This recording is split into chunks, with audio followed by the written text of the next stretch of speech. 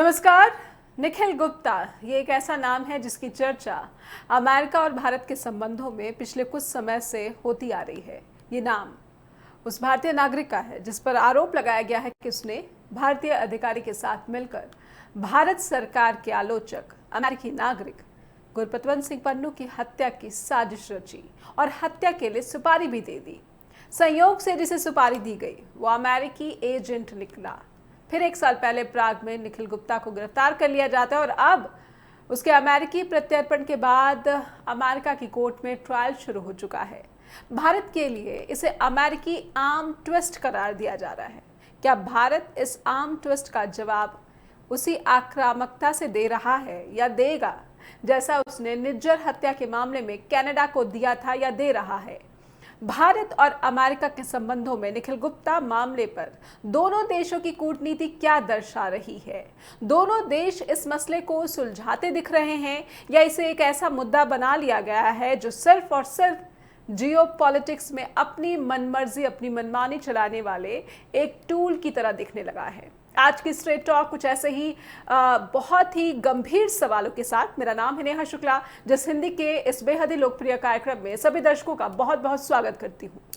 तो अमेरिकी प्रत्यर्पण के बाद निखिल गुप्ता की मुसीबतें बढ़ चुकी हैं। जिस तरीके से अमेरिकी अटॉर्नी जनरल ने अपना रवैया दिखाया है, कहीं ना कहीं इससे लग रहा है कि निखिल गुप्ता की मुश्किलें और जो आरोप हैं ये बहुत ही संगीन आरोप हैं। सज़ा कहा गया है कि 10-10 साल की सज़ा हो सकती है अगर ये आरोप दोषी साबित निखिल गुप्ता इनके तहत हो जाता है। कुछ सवाल इसलिए हम चाहते हैं कि स्ट्रेट टॉक के दर्शकों को पहले इन सवालों से रूबरू कराया जाए और उसके बाद हम समझने की कवायद अपनी आगे बढ़ाएं कि इस मुद्दे पर भारत और अमेरिका के संबंधों पर क्या फर्क पड़ सकता है, खास करके तब जब जैक सुलिवन जो कि अमेरिकी एनएसए हैं वो 2 दिन के लिए भारत भी पहुंचे।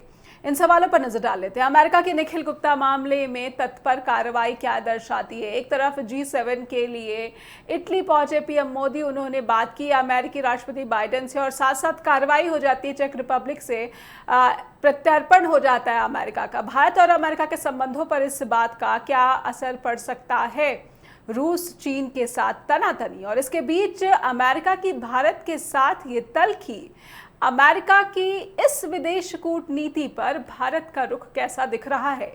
क्या पश्चिम देश भारत को जियोपॉलिटिक्स का मोहरा बनाना चाहते हैं या फिर भारत इसका कड़ा जवाब देता नजर आ रहा है, या जो तटस्थ रहने की जो भारत की विदेश कूटनीति रही है उस पर भारत चलता हुआ दिख रहा है? जैसे कि यूक्रेन पीस समिट्स पर भारत ने खुद को किनारे कर लिया था साझा बयान से, पीस समिट से। इन सभी डेवलपमेंट्स को समझेंगे। हमारे साथ बहुत ही प्रबुद्ध पैनल जुड़ चुका है, ये उनका स्वागत कर लेते हैं स्ट्रेट टॉक में। हमारे साथ फॉर्मर डिप्लोमेट जुड़ चुके हैं डॉक्टर प्रमोद पाहवा और फॉरेन इश्यूज के एक्सपर्ट प्रोफेसर ब्रह्मदीप अलूने। आप दोनों का ही बहुत बहुत स्वागत करना चाहती हूँ स्ट्रेट टॉक में। शुरुआत ब्रह्मदीप अलूने आपसे करना चाहूँगी कि जब ये खबर आती है कि अमेरिका प्रत्यर्पण हो गया है निखिल गुप्ता का, और उसके बाद जो खबर आई कि कोर्ट में जो अटॉर्नी जनरल है अमेरिका के, इन्होंने किन शब्दों का प्रयोग किया है और किस तरीके से निखिल गुप्ता को जो है कटघरे में सवालों में उन्होंने घेरने की कोशिश की है? प्रोफेसर ब्रह्मदीप अलूने, इसे कैसे देखा जाना चाहिए? जैक सुलिवन भारत में प्रधानमंत्री मोदी से मिल रहे हैं, विदेश मंत्री जयशंकर से मिल रहे हैं, लेकिन दूसरी तरफ एक भारतीय नागरिक के साथ ये रवैया। देखिए नेहा जी, जो अमेरिका की तरफ से अटॉर्नी जनरल का जो कमेंट आया है, तो आप राजनीति और न्यायपालिका को हमको अलग अलग तरीके से देखना चाहिए और किसी देश की न्यायपालिका और राजनीति ने अलग अलग तरीके से काम भी करना चाहिए। अमेरिकी न्यायालय का कहना है कि यदि हमारे नागरिक के साथ या हमारे नागरिक के जो सुरक्षा उसके साथ कुछ हुआ है तो हम ऐसा करने वाले लोगों पर कड़ी कार्रवाई करेंगे और कोई किसी भी देश को ये अधिकार है। लेकिन यदि आप भारत की दृष्टि से देखेंगे तो निश्चित तौर पर हम कहाँ पर खड़े हैं, हम क्या अपने नागरिकों का बचाव कर पा रहे हैं, या यदि दुनिया में इतनी ही पारदर्शिता है तो फिर जो डेविड हेडली था, जो मुंबई ब्लास्ट का आरोपी था, हम वो अमेरिकन जेल में, वो भारतीय जेल में क्यों नहीं है? पन्नू जो है, जो जिसको 2020 से भारत ने आतंकी घोषित कर रखा है, हम उसको अंतरराष्ट्रीय टेररिस्ट घोषित क्यों नहीं कर पाए? और अमेरिका जैसे सहयोगी देश जो हम बताते हैं पिछले 1 डेढ़ दशक से, हम ऐसा लगता है कि अमेरिका जो है वो हमारा हमराही हो गया है, बहुत हमारी परवाह करने वाला राष्ट्र है। जी। तो इन राष्ट्रों से क्या हम आतंकियों को अपने देश में भी नहीं ला सकते? तो ये जो कुछ सवाल सामने खड़े हैं, लेकिन इन सबके बीच यदि कोई राष्ट्र अपने नागरिक की सुरक्षा के लिए कड़े कदम उठाता है, तो वह अमेरिका उठा रहा है। अब देखने वाली बात यह है कि निखिल गुप्ता जो है वह कोई व्यक्ति है, या अंततः जैसा भारत पर आरोप लगाया गया है कहीं उससे उसकी कड़ी तो नहीं जुड़ती है। ये जो चीजें ये देखने वाली बात होगी, और इससे भारत की साख भी जुड़ी हुई है। नेहा बिल्कुल। जी। आपने शुरू में कहा कि जो न्यायपालिका है, जो पॉलिटिक्स है, ये दो अलग-अलग जो है चीज़ें हैं, लेकिन कहीं न कहीं इसके जो बीच में है वो भारत और अमेरिका के संबंध है, और इसमें भारत की छवि भी जो है कह सकते हैं कि कहीं न कहीं इससे जुड़ी हुई है। डॉक्टर प्रमोद पावा, आपसे समझना चाहूँगी कि भारत और अमेरिका के संबंध, ऐसे तो कहा जाता है कि बहुत ही मजबूत हो रहे हैं। पिछले 1 दशक में जो है भारत और अमेरिका की मित्रता की जो है नई ऊंचाइयों को इन्होंने हासिल किया है। स्टेट विजिट पर भी गए पीएम मोदी, लेकिन उसके बाद से लगातार अगर देखा जाए कि अमेरिका का जो रुख रहा है, कहीं ना कहीं कुछ मसलों पर भारत को घेरने की गंभीर कोशिशें अमेरिका करता दिख रहा है। और अब निखिल गुप्ता का ये मामला, जिसे काफ़ी गंभीरता से अमेरिकी प्रशासन आगे बढ़ा रहा है। आपने शुरुआत में एक सेंटेंस बोला था कि क्या वेस्ट हमारे को मोहरा बना रहा है अपना। मैं उसको थोड़ा सा दुरुस्त करना चाहता हूं, और मैं उसको ऐसे मोल्ड करना चाहता हूं कि क्या हम वेस्ट के मोहरे बन रहे हैं, हमें इस बात पर विचार करना चाहिए जी। निखिल गुप्ता की जहां बात है, इस तरीके के ऑब्जेक्ट्स पैदा होते हैं, पैदा किए जाते हैं, और उसके बाद जब वो काम के नहीं रहते तो उनको भुला दिया जाता है, या उनको मानने से भी इनकार कर दिया जाता है। लेकिन पहली बार ये हमारी बेवकूफी हुई है कि जब वेरी फर्स्ट टाइम अमेरिका ने हमारे ऊपर इल्जाम लगाए, तो हमने एक्सेप्ट कर लिया कि हाँ, हमारे कुछ रोग एलिमेंट्स हैं हमारे एजेंसीज में, हो सकता है उन्होंने किया हो। लेकिन डे टू डे जैसे जैसे अमेरिका, वाशिंगटन पोस्ट में उन्होंने अभी फोटोग्राफ्स भी छापे हैं, और वहां की मीडिया के हमारी वीडियोस भी चला रहे हैं, जिसमें वो दिखा रहे हैं कि जो हमारे इंडियन हैंडलर्स हैं या जो हमारे ऑफिसर, वो उनसे बात करा रहा है वो अमेरिकन एजेंट्स की। तो ये मूर्खताएं करने के लिए आप किसको जिम्मेदार ठहराएंगे? और ये कुछ अमेरिका के साथ ही हुआ हो, ऐसा तो है नहीं कि अमेरिका को कोई सपने आ गए थे। इसका मतलब भारत सरकार को गंभीरता से सोचना चाहिए कि क्या उनके स्लीपिंग सेल हमारे यहाँ हैं, या हम लोगों ने सरेंडर करके जो उनके साथ एग्रीमेंट किया है इंटेलिजेंस शेयरिंग का, क्या हमने वो मूर्खता की है? तो ये सब गलतियां करने के बाद हम किसी दूसरे पर आरोप लगाएं या किसी दूसरे को दोषी ठहराएं, उससे अच्छा तो ये है कि एक उंगली दूसरे पर उठाने से पहले देखें कि 4 हमारी अपनी तरफ उठ रही हैं।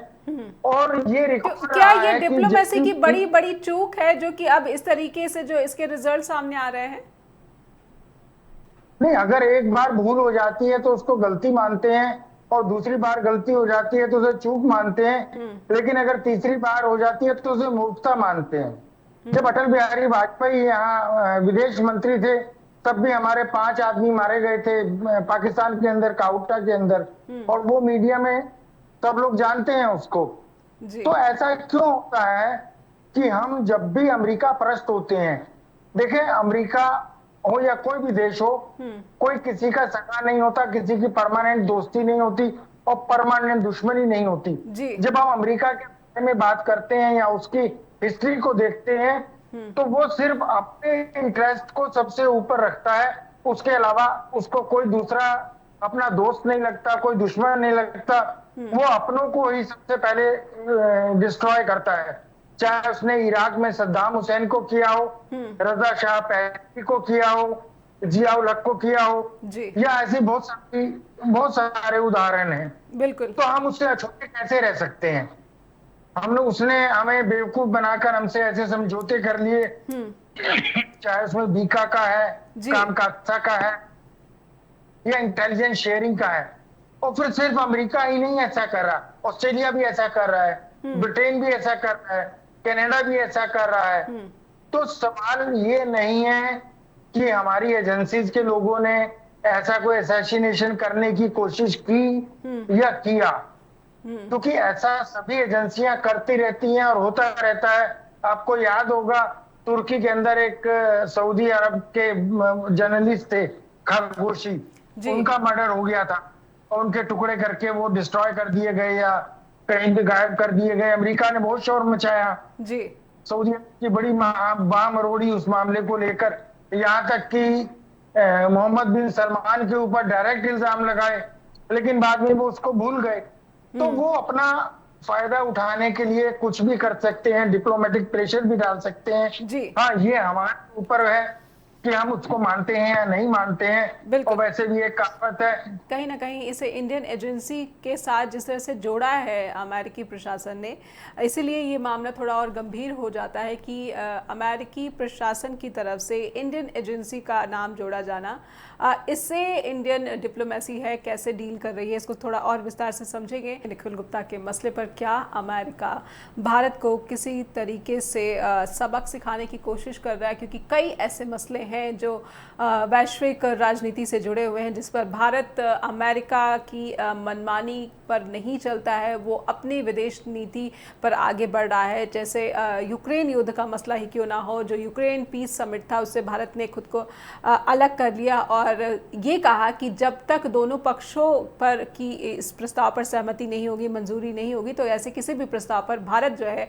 वो शामिल नहीं हो सकता है। हमारे साथ जो पैनल जुड़ा हुआ है, आइए उनसे बातचीत आगे बढ़ाते हैं और ये समझने की कोशिश करते हैं कि यूएस में ये जो भारतीय नागरिक जिनका प्रत्यर्पण भी हो गया, जो संगीन आरोप लगे हैं, ब्रह्मदीप अलोने, ये समय बहुत महत्वपूर्ण है क्योंकि जैक सुलिवन अमेरिकी एनएसए वो भारत आते हैं, प्रधानमंत्री नरेंद्र मोदी से भी मुलाकात करते हैं और इससे पहले जयशंकर से भी मिलते हैं, अजीत डोवल से भी मिलते हैं।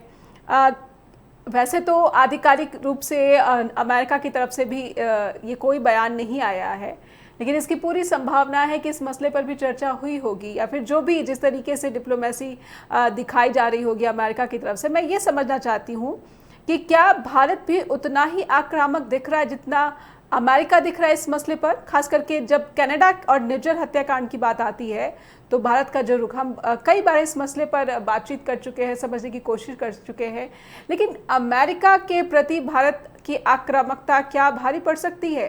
जैसे चीन को लेकर ही जो विदेश मंत्री जयशंकर है, उन्होंने अपने पिछले कार्यकाल में कहा था कि वो बड़ी इकोनॉमी है तो हम जो है युद्ध मोल नहीं ले सकते या फिर जो हम किसी झड़प को जो है मोल नहीं ले सकते।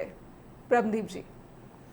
देखिए जी, जहाँ तक गुप्तचर एजेंसियों का सवाल है तो इस मामले को लेकर हमको दो दृष्टिकोण रखना चाहिए। क्या हम अति आदर्शवादिता का परिचय दें या हमारी वैश्विक महत्वाकांक्षाएं बड़ी है? क्योंकि जब मोदी जी ने पिछले दिनों अमेरिका का दौरा किया था, उस समय वाशिंगटन पोस्ट में खबर छपी थी कि मोदी जी का स्वागत किया जा रहा था। उस समय खालिस्तानी आतंकियों के खिलाफ जो भारतीय एजेंट है वो अमेरिका में कुछ काम कर रहे थे। देखिए, जब से खालिस्तान का उदय हुआ है या उसके बाद का जो घटनाक्रम है, तो आप देखिएगा कि कनिष्क विमान जो दुर्घटना हुई थी या आतंकियों ने जिसमें बहुत सारे करीब 329 भारतीय नागरिकों को मार डाला था, तो आप इतिहास उठाकर देखिएगा कि हम खालिस्तानियों को भारत लाने में सफल नहीं हुए हैं। खासकर प्रत्यार्पण को लेकर हाँ, भारतीय सरकारें चाहे जितने दावा करें, लेकिन यह सच है कि विकसित देशों से खासकर हम जो अपराधी हैं, आतंकी है, उन लोगों को भारत नहीं ला पा रहे। नहीं, वो तो बहुत दूर की बात है ब्रह्मदीप जी। मैं ये समझना चाहती हूँ, आपने डेविड हेडली का नाम लिया था, जिसके बारे में जो आरोप है वो ऑलमोस्ट इस पर अमेरिका को भी जो है कोई आपत्ति नहीं है, लेकिन उसका प्रत्यर्पण भी भारत के साथ नहीं हो पाया, भारत के पास नहीं हो पाया। दूसरा मैं बिल्कुल एक कहना चाहता था, क्योंकि डेविड हेडली जो है वो यूरोप का नागरिक था, चूंकि अमेरिका का नागरिक था, तो हेडली चूंकि मुंबई ब्लास्ट, देखिए हेडली इतना घुमा था भारत में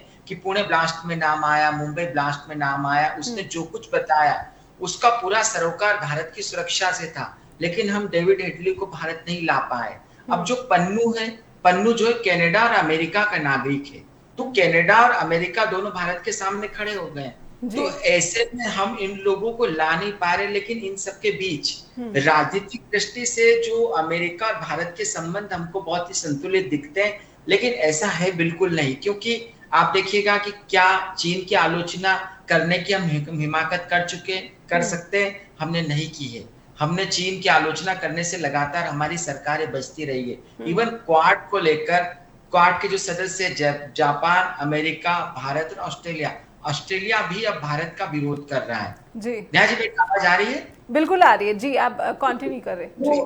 क्या है कि जो अपेक्षाएं यूरोपियन देशों की या जो अमेरिका समर्थित जो सैन्य गुट है या जो राजनीतिक गुट है, हम भारत जो है वो साहस नहीं दिखा पा रहा जिसकी वो एशिया में अपेक्षा करते हैं। ऐसे में एक तरफ तो वो ये जो राष्ट्र है ये येन केन कर भारत पर दबाव डालना चाहते हैं। दूसरी बात जिस पर पाहवा सर ने जिस पर ध्यान आकर्षण किया कि जो हमारी गुप्तचर एजेंसियां वो लगातार सहयोग करके उन दरवाजों को उन्होंने खोल दिया जिनके बारे में दुनिया नहीं जानती थी। लेकिन इन सबके बीच मुझे लगता है कि यदि आप वैश्विक तौर पर विश्व के बीच अपना स्थान बनाना चाहते हैं, अपने हितों का संवर्धन करना चाहते हैं, तो फिर आपको किसी कीमत पर जो देश के दुश्मन है या जो देश को निशाना बनाने वाली ताकत है उनको ढूंढना चाहिए। फिर आप उसके लिए यदि आपकी गुप्तचर एजेंसियों की बदनामी भी हो तो आपको उसके लिए तैयार रहना चाहिए। मैंने जिस बारे में कहा नेहा जी कि या तो आप अति आदर्शवादिता का परिचय करके, जैसे मोरार जी ने फोन किया और जियाउल हक को बता दिया कि आप लोग परमाणु बम क्यों बना रहे हैं, या तो आप अति आदर्शवादिता का परिचय का गुजराल ने, जो इंद्र कुमार गुजराल थे, उन्होंने जो बना हुआ स्ट्रक्चर था पाकिस्तान में जो रॉ का, उसको नष्ट कर दिया कि पड़ोसी देशों से हमको बहुत अच्छे संबंध रखना हो। फिर आप देख लीजिए हामिद अंसारी का नाम भी आया। तो हम ऐसी अति आदर्शवादिता का परिचय देते रहे या फिर अपने दुश्मनों को ढूंढवाए अपने गुप्तचर एजेंसियों के जरिए। तो इन दोनों बातों को लेकर हमको खुले दिमाग से सोचना चाहिए। लेकिन इन सबके साथ इसमें कोई संदेह नहीं है कि जो यूरोपियन देश है, जो अमेरिका है, ऑस्ट्रेलिया है, ये जो राष्ट्र है, ये चाहते कि हम चाइना का विरोध करें, ये चाहते कि हम रूस का विरोध करें। भारतीय सरकार इस मामले को लेकर नियंत्रण और संतुलन की नीति पर चल रही है और ऐसा लगता है कि भारत पर दबाव बनाने के लिए अब जो ये राष्ट्र है ये दूसरे रास्ते अख्तियार कर रहे हैं, जिसका नतीजा निखिल जोशी जैसे मामलों में सामने आ रहा है। निखिल गुप्ता जी, डॉक्टर प्रमोद पावा, लगातार जो अमेरिका है कई मुद्दे, ये तो निखिल गुप्ता का एक मसला है, केजरीवाल की गिरफ्तारी हो जाती है तब सामने से ऐसा आ जाती है सजेशन, एडवाइस आ जाता है कि हम लगातार नज़र बनाए हुए हैं। मणिपुर को लेकर भी यूरोपीय यूनियन बार बार जो है भारत की निंदा करता है। लेकिन मैं समझना चाहती हूँ कि भारत पिछले एक दशक में अपनी स्ट्रैटेजी, अपनी डिप्लोमेसी से क्या शिफ्ट हो रहा है जिसकी वजह से इस तरह के मसलों पर, ह्यूमन राइट्स वायलेशन के मसले पर भी उसे घेरने की कोशिश कर रहे हैं ये पश्चिमी देश। ऑस्ट्रेलिया का ये जो मसला है कि चुपचाप 4 डिप्लोमेट्स को एक्सपेल कर दिया गया एस्पिनॉज के मामले में, जासूसी के मामले में, और ये बहुत ही सीरियस एलिगेशंस हैं। क्या आप भी ये शिफ्ट देख पा रहे हैं एक मीडिया कर्मी होने के नाते, जो मैं देख पा रही हूँ जितनी मेरी समझ है? जी देखिए, कहावत है समर्थ को नहीं दोष गुसाई। तो जब हम खुद झुक जाएंगे, घुटने के बल बैठेंगे, तो सामने वाला हमारी कंधे पर और सवार होगा, हमारी गर्दन पर अपना घुटना रखेगा। हम पहले दिन से ही अपने आप को झुकाते चले जा रहे हैं। हम उनकी जितनी भी कंडीशंस थी हम उसको एक्सेप्ट करते चले जा रहे हैं सॉरी, और धीरे धीरे हम वहीं जा रहे हैं, उसी दिशा की तरफ जा रहे हैं जहां कभी पाकिस्तान होता था। आपको याद होगी पाकिस्तान में रहमान के नाम से एक अमेरिकन एजेंट था, उसने 5 आदमियों को मर्डर कर दिया था लाहौर में। जब उसको गिरफ्तार हुआ तो रातों रात उसको खुद वहां से भगा दिया गया, छोड़ दिया गया और डिप्लोमेटिक इम्यूनिटी देके उसको माफ कर दिया गया। तो इस तरीके से जो 2 पैरेलल चीजें चल रही हैं। एक तो चीज वो चल रही है कि अमेरिका ने हमको, हमारी वर्तमान जो गवर्नमेंट है, इसको प्रेशराइज किया था कि हम चाइना को कंटेन करें और अमेरिका को यहाँ पर इतना जगह दें जिससे वो साउथ एशिया में अपने अड्डे बना सके और चीन के सामने काम कर सके। तब तो हम उसको एक्सेप्ट करते गए किसी भी वजह से, और वो हमारी कमजोरी आज तक दिखाई देती है। जैक सोलेमन आता है, वो एक डिप्टी सेक्रेटरी है, हमारे सचिव के बराबर का, और प्रधानमंत्री प्रधानमंत्री जी उसकी मुलाकात का ट्वीट खुद करते हैं, खुद सामने शेयर करते हैं। एक प्रधानमंत्री और एक चौथे स्तर के व्यक्ति की बराबरी आप कर रहे हैं, आप खुश हो रहे हैं, तो इसका मतलब कहीं ना कहीं आप कमजोर हैं। वरना तो प्रधानमंत्री को तो टाइम ही नहीं देना चाहिए था मिलने का जी। उसको अगर मिलना था तो ज्यादा हमारे एनएसए से मिलता, लेकिन प्राइम मिनिस्टर खुद मिल रहे हैं, हमारे विदेश मंत्री मिल रहे हैं। और हमारे विदेश मंत्री ने जो ये कहा था कि हम अभी फाइनेंशियली इतने स्ट्रांग नहीं है कि हम चाइना से युद्ध कर सकें, तो एक्चुअली वो मैसेज अमेरिका को था। और वो अमेरिका को बताया गया था कि we are not going to fight और we are not going to contain China on your order. और उसके बाद से वो सारी स्थितियां बिगड़ती चली गई। और जहां तक ये निखिल गुप्ता की बात है, निज्जर की बात है, इसको आप दूसरे परिप्रेक्ष्य में भी लें, इसका एक दूसरा पहलू भी सोचे जी कि इन सब बातों को, चाहे वो पन्नू हो, निज्जर हो या XYZ, जो भी सिख एक्टिविस्ट है, सेपरेटिस्ट जी, उनको मीडिया में उभार कर हम क्या संदेश दे रहे हैं? हम ये संदेश दे रहे हैं कि हमारे हिस्से का या हमारे भारत का एक हिस्सा ऐसा भी है जो अलगाव चाहता है, जो अपनी अलग स्टेट को मांग रहा है। तो उस पॉइंट ऑफ व्यू से कोई सोच भी नहीं रहा कि पन्नू को हवा देने का या पन्नू के ऊपर इस तरीके के इल्जाम लगाने का। ऐसा भी तो हो सकता है कि ये सब झूठे ही इल्जाम हो और एक कहानी बनाई गई हो हॉलीवुड की तरह जासूसी की। बिल्कुल, मैंने इसलिए प्रस्तावना में ही कह दिया था कि जिस एजेंट को सुपारी दी गई वो संयोगवश जो है वो अमेरिकी एजेंट निकलता है। तो ये संयोग क्या है अगर इस पूरी कहानी के? ऐसा भी तो हो सकता है कि निखिल गुप्ता भी उनके पोर्टफोलियो पे काम कर रहा हो और वो अल्टीमेटली डायरेक्टली इनडायरेक्टली खालिस्तान के मुद्दे को, पन्नू को हाईलाइट कर रहे हो। अगर हम इग्नोर कर दें पन्नू को, बात करना ही बंद कर दें, तो अपने वजन से खुद ही मर जाएगा। उसको कौन सपोर्ट कर रहा है? कनाडा में सब जानते हैं कि ये सिर्फ चंदा खाने के लिए आता है यहाँ पर। वो सिख तो है जी, वो किसी भी तरीके से खुद ही सिख नहीं है जो, तो सिख राष्ट्र की क्या बात करता है? बिल्कुल, जासूसी की दुनिया है वो। अलग अलग देश जो है वो अलग अलग देशों में अपनी डिप्लोमेसी के लिए, अपनी रणनीति के लिए ये करते हैं, जासूस होते हैं। लेकिन इस दुनिया में इसकी इस तरह से परतें खोलना कहीं ना कहीं विदेश नीति का एक अहम हिस्सा मानी जा सकती हैं, क्योंकि ऐसा होता रहा है। लेकिन अब जो हो रहा है भारत और अमेरिका के संबंधों में, इसका जो जिक्र जिस तरीके से किया गया है, कहीं ना कहीं जो बात है वो कुछ और है, लेकिन इसे कहीं ना कहीं एक टूल की तरह ज़रूर इस्तेमाल किया जा रहा है। निखिल गुप्ता के मामले में अमेरिका की आक्रामकता भारत को किस तरह के संदेश देने की कोशिश है, या फिर इस पूरे तस्वीर को अगर और बड़ा किया जाए तो इसमें बहुत सारे संदेश जो हैं वो चीन और रूस को भी दिए जा रहे हैं, या फिर पूरे साउथ एशिया की जो पॉलिटिक्स है, जियो पॉलिटिक्स है, उसमें कहीं ना कहीं जो इंडिया है एक बिग प्लेयर है और इस बिग प्लेयर को अपने खेमे में ज़बरदस्ती लाने की कोशिश भी इसे देखा जा सकता है। हमारे साथ जो पैनल है, आइए उनके साथ बातचीत आगे बढ़ाते हैं। प्रोफेसर ब्रह्मदीप अलूने, मैं समझना चाहती हूँ कि अभी हमारी बातचीत में ये बात सामने आई थी, प्रमोद पावर जी ने कहा कि प्रधानमंत्री नरेंद्र मोदी का जैक सुलिवन के साथ मुलाकात को लेकर ट्वीट करना, ये कहीं ना कहीं उन्हें एक कमज़ोर प्रधानमंत्री के रूप में दर्शाता है। क्या आप भी इस पर सहमत हैं? उसके बाद एक और सवाल उस पर भी मैं आपसे समझने की कोशिश करूंगी। जी नहीं जी, देखिए किसी राज्य की जो कूटनीति होती है वो जो बहुत ही यथार्थवादी होती है।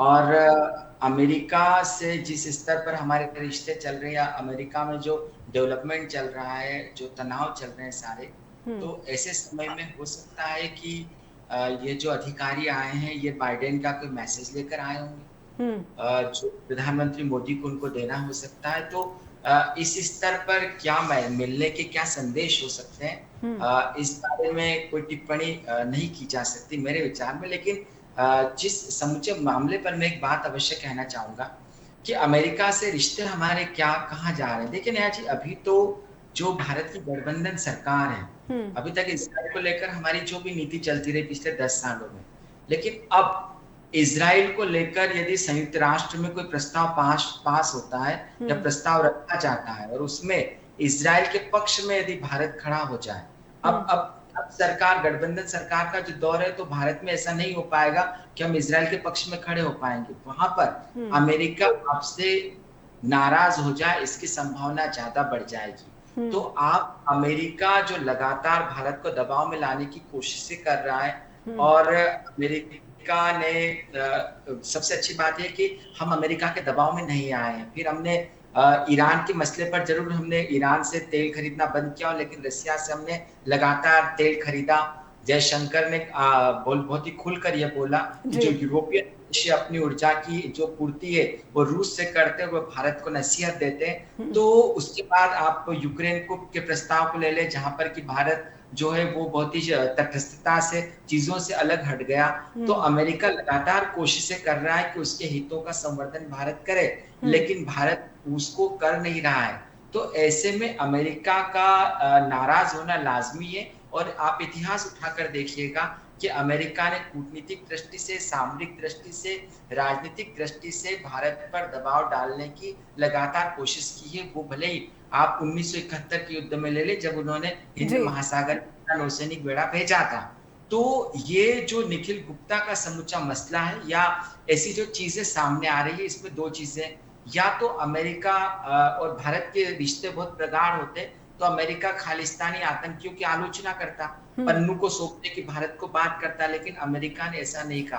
तो अमेरिका उन चीजों को ढूंढ रहा है जहां पर कि भारत की नस को दबाई जा सके। अब क्या अमेरिका सफल हो जाएगा? और चूंकि राष्ट्रपति के चुनाव भी होने वाले आने वाले समय में अमेरिका में, तो बाइडेन अंततः थोड़े उदार नजर आते हैं और दूरदर्शी नजर आते हैं। लेकिन जो ट्रंप है, ट्रंप तो भारत को खुलकर ये बोल चुके हैं कि भारत को हम सिखाएंगे कि अमेरिकी हितों की पूर्ति कैसे की जा सकती है।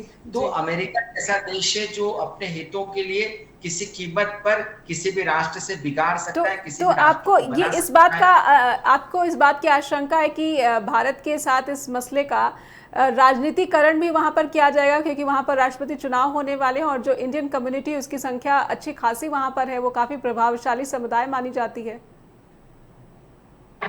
देखिए, इंडियन कम्युनिटी को इसलिए नहीं जोड़ना चाहिए इसमें, क्योंकि इंडियन कम्युनिटी के वोट जो है वो ट्रंप भी चाहते हैं, बाइडेन भी चाहते हैं। लेकिन बाइडेन के लिए विजय पाने के लिए सबसे ज्यादा जरूरी है कि चाइना के सामने आक्रामकता का प्रदर्शन करे। यदि भारत अमेरिका के साथ खुलकर खड़ा हो जाए और यदि चीन की मुखालफत करने लगे, तो बाइडेन जरूर दुनिया के सामने प्रस्तुत करेंगे कि भारत जैसे दुनिया के सबसे बड़े लोकतांत्रिक राष्ट्र को अंततः हमने हमारे सैन्य गुट में शामिल कर लिया। और अमेरिका की जनता जो है वो अमेरिका की समस्या को दुनिया की समस्या मानता है, और वो दुनिया में इन्वॉल्व होना अमेरिका की जनता पसंद करती है। तो बाइडेन अपनी छवि को चमकाने के लिए भारत जैसे राष्ट्र को दबाव में ला रहे हैं। अब यदि भारत दबाव में आता है तो निश्चित तौर पर बाइडेन को इसका फायदा मिल सकता है। जी प्रमोद पावा जी, इसी सवाल को मैं आपसे भी समझना चाहूंगी, आपका क्या रुख?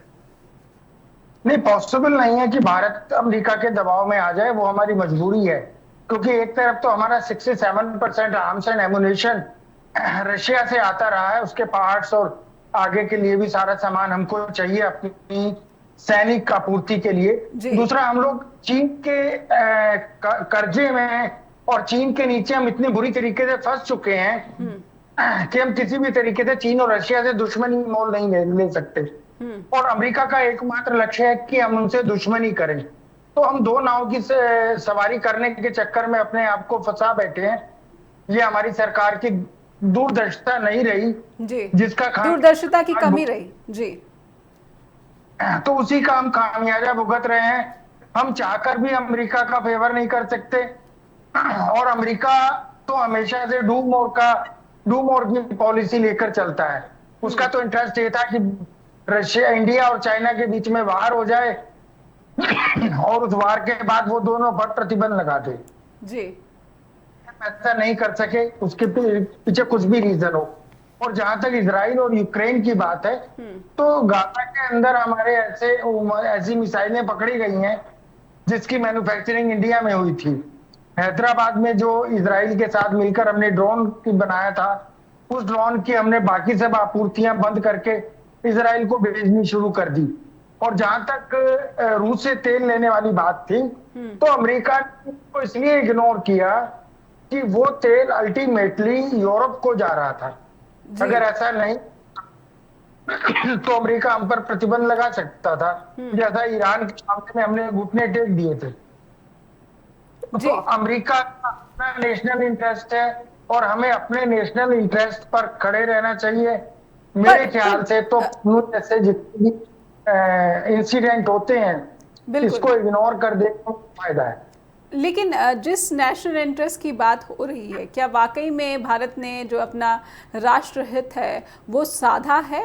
ये भी एक बड़ा सवाल। इसको समझूंगी मैं कि जो भी आरोप भारत पर लग रहे हैं, भारत की एजेंसियों पर लग रहे हैं, भारत के नागरिक पर लग रहे हैं, जो राष्ट्र हित से जुड़े हुए बातें हैं, क्या भारत ने उसी को साधा है या फिर जो आरोप लग रहे हैं वो भारत की सरकार पर लग रहे हैं? खास करके कहीं ना कहीं जो बीजेपी की पॉलिटिक्स है, राजनीति है, उसको भी जो है सवालों के घेरे में लाया जा रहा है। प्रोफेसर ब्रह्मदीप अलूने, मैं समझना चाहती हूँ कि ये कहीं ना कहीं राजनीति जो है वो घरेलू हो या फिर राष्ट्रीय या फिर वैश्विक, ये सारे मसले कहीं ना कहीं एक दूसरे उसको प्रभावित करते हैं, क्योंकि अमेरिका में नवंबर में चुनाव होने वाले हैं। तो इसलिए बार बार ये मुद्दा उठाया जा रहा है कि हो सकता है कि इसका कितना असर पड़े, इंडियन कम्युनिटी पर कितना पड़े।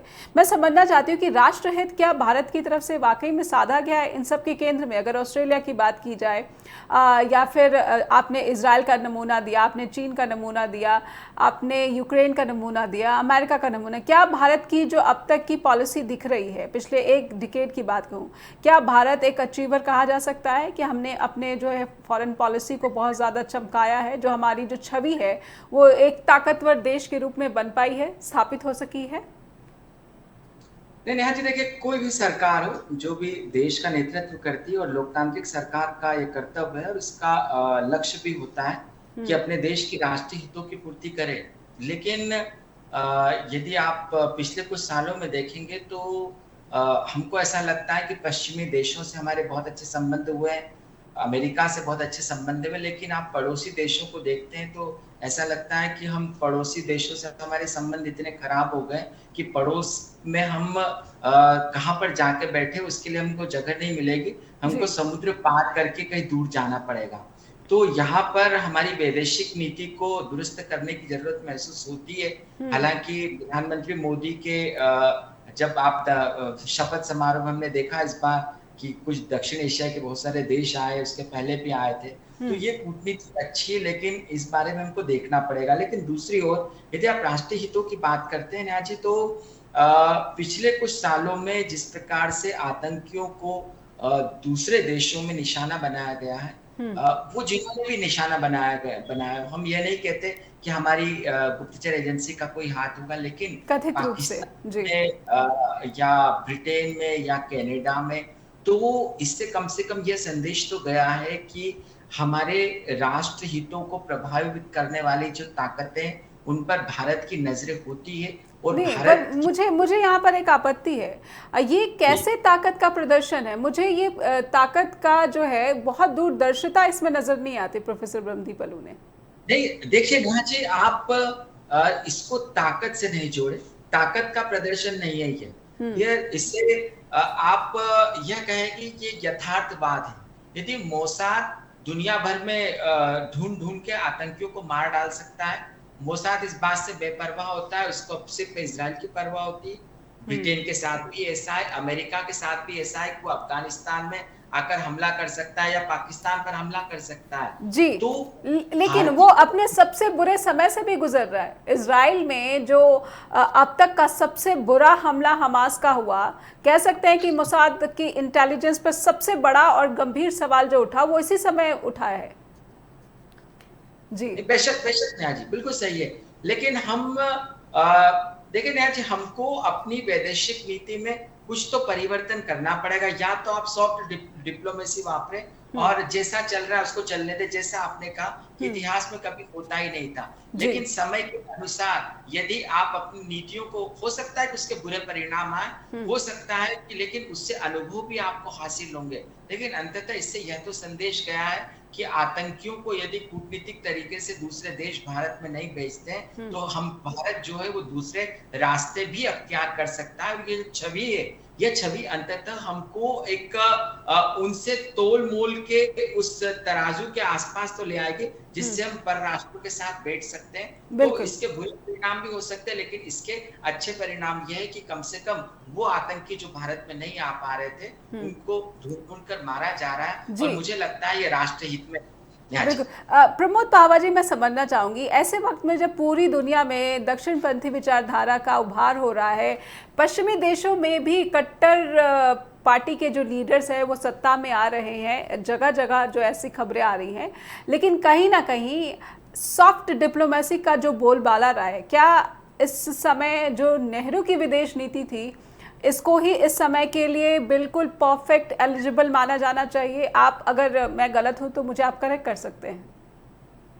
देखिए, गांधी की विचारधारा, आर्थिक दर्शन और नेहरू की विदेश नीति आज तक दुनिया का सबसे सफल और सफलतम अध्याय रहा है, और उससे अच्छा कामयाब कोई नहीं है। आप उस दौर को याद करें कि जब भारत के पास कुछ भी नहीं था, तब हमने गुट निरपेक्ष आंदोलन खड़ा कर दिया था, और अगर वो गुट निरपेक्ष आंदोलन मजबूत नहीं होता तो 1971 में निक्सन के नाक पर टिश्यू पेपर मारने की हिम्मत मिसेस गांधी भी ना करती। हमने कॉमनवेल्थ कराया अपने यहाँ, उसके बाद हमने बहुत बड़ा सार्क खड़ा कर दिया जो यूरोपियन यूनियन की तरह बहुत कामयाब था, तो हमने सार्क का वीजा शुरू किया, और अगर आज वो चलता रहता तो हो सकता है कि आज हम सार्क की करेंसी भी चालू कर देते, कश्मीर भी सॉल्व कर देते, और पर्दे के पीछे हम बहुत कुछ उसमें आगे बढ़ भी चुके थे। अनफॉर्चुनेटली सरकार बदल गई, सब कुछ चेंज किया, और आज हम जिसको बहादुरी समझ रहे हैं वो बहादुरी नहीं है, वो मूर्खता है। गुप्तचर एजेंसी का काम मतलब ही यही होता है कि उसकी किसी को ना हो, और ह्यूमन इंटेलिजेंस में इंडिया से बेहतर दुनिया में आज भी कोई इंटेलिजेंस नहीं है। लेकिन हम खुद फंसे हुए हैं, खुद मूर्खताएं करके अपनी गर्दन दूसरे के हाथ में देते हैं, तो क्या कर सकते? डिप्लोमेसी थोड़ी कहेंगे उसको, समझदारी नहीं कहेंगे। और जहां तक आप बात कर रही थी कि अमेरिका के लोकल पॉलिटिक्स और लोकल वोटिंग के को लेकर, सिर्फ अमेरिका ही नहीं, पूरे नॉर्थ अमेरिका सब कॉन्टिनेंट में इंडियंस डायस्पोरा का इतना पोलराइजेशन हो चुका है कि वहां पंजाबी और नॉन पंजाबी करके दो अलग अलग गुट बन गए हैं। कनाडा के अंदर मुझे अभी किसी ने बताया कि वहां जो गुजराती स्टूडेंट आते हैं उनको किराए पर कमरा नहीं देते पंजाबी। तो ये सब बातें भी चल रही हैं, और ऑस्ट्रेलिया में भी कुछ ऐसे इसको जो है सॉफ्ट डिप्लोमेसी, इंडिया की जो सॉफ्ट डिप्लोमेसी है वो ही इस समस्या का, या फिर कह सकते हैं इस चुनौती को हैंडल कर सकती है, सही तरीके से जो है डील कर सकते हैं, इसके रिजल्ट जो है सकारात्मक आ सकते हैं, इसकी संभावना कह सकते हैं। हालांकि किसी बात की कोई गारंटी नहीं है। बहुत बहुत धन्यवाद करना चाहूँगी प्रमोद पावा जी, आपने समय दिया, और प्रोफेसर ब्रह्मदीप अलूने आपने अपना कीमती वक्त निकाला। स्ट्रेट टॉक के साथ जुड़े दर्शकों से अनुरोध करना चाहूँगी कि आपको इस कार्यक्रम से जुड़ी हुई कोई भी बात हम तक पहुँचा है तो कृपया हमें आप ईमेल भेजिए info@hsbroadcasting.com या फिर neha@hsbroadcasting.com पर भी। नमस्कार।